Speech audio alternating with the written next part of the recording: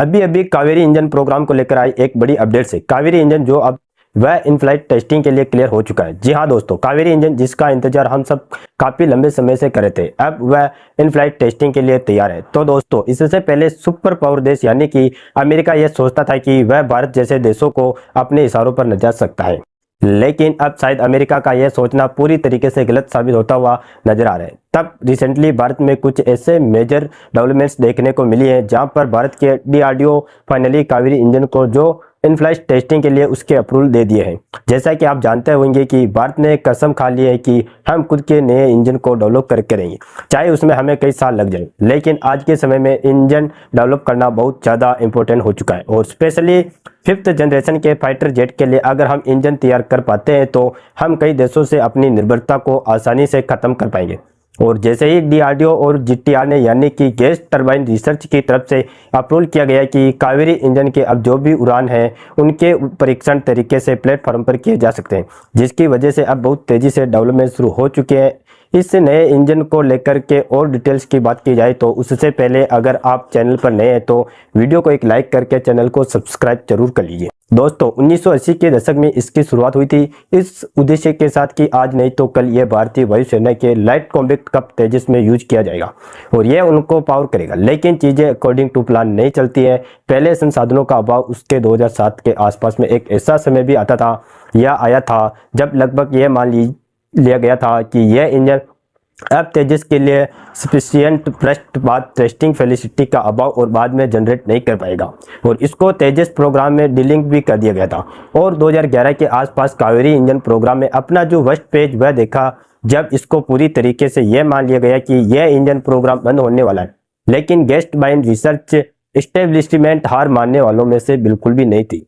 उन्होंने लगातार इसमें बदलाव किए, इसमें मॉडिफिकेशन किए, और सालों की ग्राउंड टेस्टिंग, मॉडिफिकेशन और एनहांसमेंट का ही नतीजा है कि आज ये इंजन लगभग बनकर तैयार है। हाँ, एक बात और है कि ओरिजिनल इसको यह इंटेंशन के साथ बनाया गया था कि हम लाइट कॉम्बैक्ट एयरक्राफ्ट तेजस में इसको देखेंगे, लेकिन फिलहाल तेजस के लिए सफिशिएंट थ्रस्ट जनरेट करने में सक्षम नहीं है।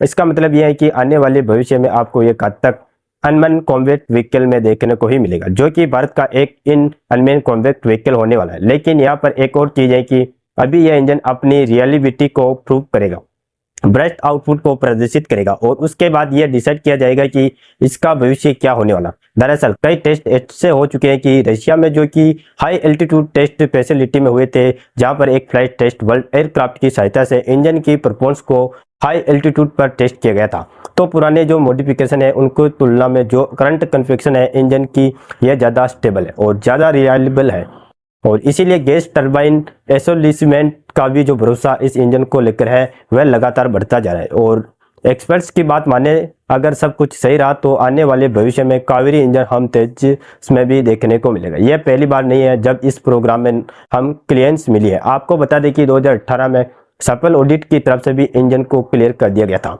इंजन को पास कर दिया गया था कि यह एक एफिशिएंट लेवल पर जो मैच्योरिटी है उसको प्राप्त कर चुका है और एयरक्राफ्ट इंटीग्रेशन के लिए तैयार है। लेकिन यहाँ पर लिमिटेड स्केल में यूज की बात की गई थी, लेकिन उसके बाद भी लगातार जो बदलाव और मॉडिफिकेशन है वह होते रहे, और अब ये इंजन पहले से भी ज़्यादा स्टेबल है, पहले से ज़्यादा कारगर है।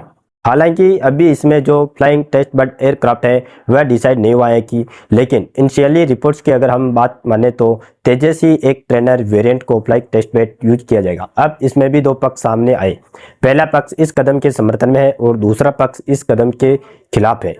जो समर्थन में है उनका यह कहना है कि तेजस में इसकी टेस्टिंग का मतलब यह होगा कि हम एक डेमोस्ट्रेट लाइव देख सकते हैं इंजन की कैपेबिलिटी का लाइट कॉम्बैट क्रॉप तेजस के साथ। लेकिन जो लोग इसको समर्थन में नहीं है वह यह तर्क देते नजर आए हैं कि यह इंजन एयरक्राफ्ट जो तेजस है यह बेसिकली एक सिंगल इंजन फाइटर है। इन केस अगर यह एक आप टेक ऑफ कर जाता है तो इंजन फेलियर जैसी कोई भी चीज़ हो जाती है, या कोई भी मान लीजिए यहाँ पर टेक्निकल खराबी आ जाती है, तो ऐसे में यह एयरक्राफ्ट को रिकवर करना और सेफली लैंड करना बहुत ही ज़्यादा मुश्किल हो सकता है, और वहाँ पर कैसोट्रोपिक फेलियर भी हमें देखने को मिल सकता है।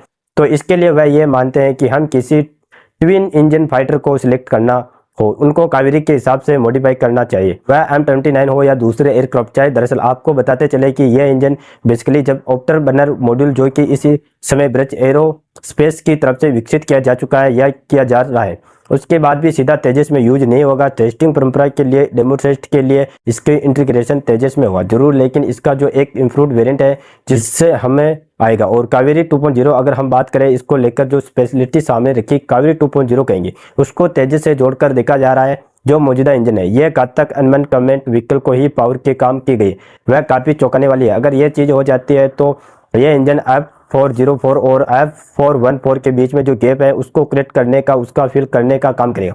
और रिपोर्ट क्लेम किया जा रहा है कि इस इंजन का जो ब्रस्ट आउटपुट होने वाला है यह 90 से लेकर 95 किलोमीटर या 98 किलोमीटर तक होगा।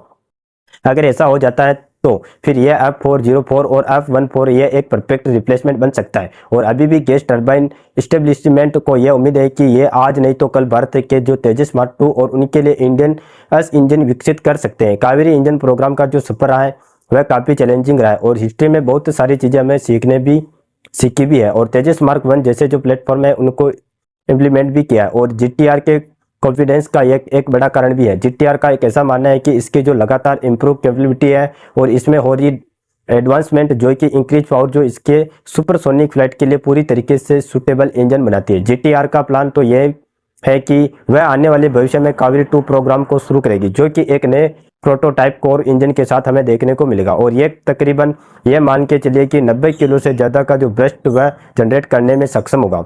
उनका तो यह भी कहना है कि यह इंजन आने वाले भविष्य में तेजस मार्क 2 के लिए भी एक आदर्श चॉइस बन सकता है। लेकिन अभी भी हम इस पर बात नहीं कर सकते, क्योंकि अभी जब तक कावेरी इंजन जो यह कावेरी इंजन का मौजूदा वेरिएंट जो है ये बन के तैयार नहीं हो जाता है, यह अपनी रियलिबिलिटी को नहीं कर लेता है, अपनी जो परफॉर्मेंस है उसमें कंसिस्टेंसी नहीं दिखाता है, तब तक कावेरी 2 का कोई सवाल ही नहीं है। लेकिन अब यहाँ पर GTR-I को लेकर वैज्ञानिक ये भी कहते हैं कि एक प्लेट होने वाला, इसका मतलब यह है कि इसमें किसी प्रकार की परफॉर्मेंस ड्रॉप आपको देखने को नहीं मिलेगा, जो कि आपको जनरली इलेक्ट्रिक F404 और F414 में देखने को मिलता है। दरअसल इंडिया की हॉट ह्यूमिड कंडीशन में यह 10% तक अपनी परफॉर्मेंस को ड्रॉप कर देते हैं और यह चीजें हमें कावेरी इंजन में देखने को नहीं मिलने वाली। जीटीआर ने एक नई चीज तो क्लियर कर दी है, आज नहीं तो कल कावेरी इंजन तेजस आना ही आना है। कॉन्सेप्ट और कावेरी 2 का डेवलपमेंट भी इस चीज को तरफ एंगेज करता है कि उनका टारगेट ही तेजस मार्क 18 है और इसके लिए वह चीजें लगाकर काम कर रहे हैं। लेकिन अगर हम कावेरी 2 के 90 टन वाली स्पेसिफिकेशन पर नजर डालें तो वह फिर आने वाले भविष्य में F414 को रिलेप्स करने की जो कैपेबिलिटी है उसको रखेगा। लेकिन बड़ी बात यह है कि, और सवाल यह है कि आखिरकार कावेरी इंजन में हमें देखने को कब तक मिलेगा। जो नया कावेरी इंजन है इसका डेवलपमेंट 2030 के दशक में ही हमें देखने को मिल पाएगा, यानी कि तकरीबन एक दशक का समय अभी भी इसमें लगने वाला है। क्योंकि कावेरी जो फाइनली सर्टिफिकेशन है भारत में जैसे भी मिल जाता है तो उसके बाद ही कावेरी 2 की शुरुआत होगी। अपनी राय कमेंट में जरूर बताएं और इस वीडियो को एक लाइक करके अपने मित्रों तक शेयर जरूर करें ताकि उन्हें भी जानकारी मिल सके। लेकिन इसी तरह और भी नॉलेज वीडियो देखने के लिए हमारे चैनल को सब्सक्राइब करके बेल आइकन को ऑल पर जरूर सेलेक्ट करें। जय श्री राम, जय हिंद, जय भारत।